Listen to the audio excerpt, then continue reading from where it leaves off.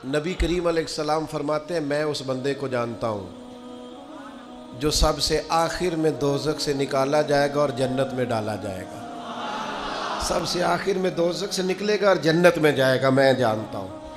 حضور فرماتے ہیں اللہ تعالیٰ اپنے کرم سے، اپنی رحمت سے، یہ ذرا انداز دیکھیے، اس پر حضور بڑا مسکرائے، بیان کر کے بڑا مسکرائے۔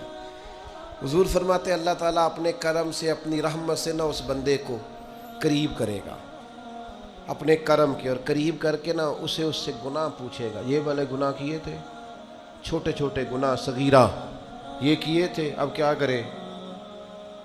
اسے پتہ ہے کہ مالک تو سارا جانتا ہے، وہ کہے گا مالک ہو گئی غلطی، میں بھول گیا تھا۔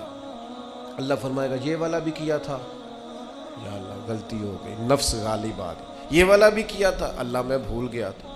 حضور فرماتے ہیں اب یہ بندہ ڈر رہا ہے کہ یہ تو ابھی چھوٹے چھوٹے ہیں، میرے تو پاپ بھی ہیں بڑے بڑے پیچھے، یہ جو شروع ہوا ہے کام تو یہ کہیں دور ہی نہ نکل جائے، چونکہ یہ تو چھوٹے چھوٹے گناہ صغائر ابھی آ رہے ہیں، تو پیچھے کبائر بھی ہیں اور بڑے بڑے گناہ ہیں۔ نبی کریم فرماتے ہیں وہ ڈر رہا ہے، جب اس کے چھوٹے چھوٹے گناہ گنوا لیے جائیں گے نا، اللہ تعالیٰ فرشتوں سے فرمائے گا اس کے ان سارے گناہوں کو مٹا کے اس جگہ پہ نیکیاں لکھ دو۔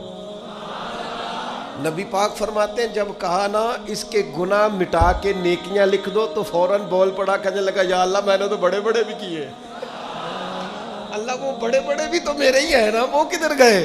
تو حضور اس بات کو بیان کرتے مسکرائے، اور صحابہ فرماتے ہیں اتنا مسکرائے کہ ہم نے مقدس دانتوں سے نور نکلتا دیکھا۔